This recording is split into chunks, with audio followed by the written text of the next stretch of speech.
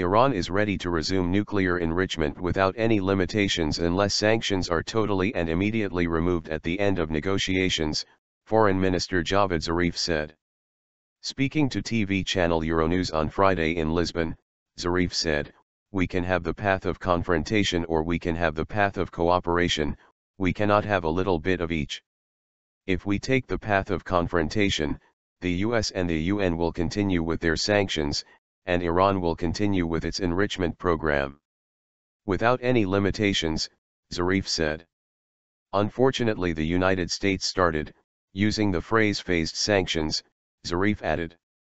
If you go through the joint statement, you will not even see the word suspension and you will not see the word phase. It's clear that all sanctions, all economic and financial sanctions will be terminated.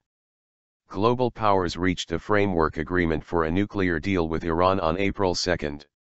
They must now resolve a series of technical issues by a June 30 deadline for a final deal, including the steps for lifting sanctions on Iran, and remaining questions over the possible military dimensions of its nuclear program.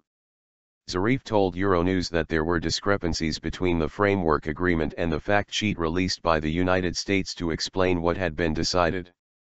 On the day that we agree, we will go to the Security Council and the Security Council will adopt a resolution which will terminate all the previous resolutions and will set the stage for termination of all sanctions.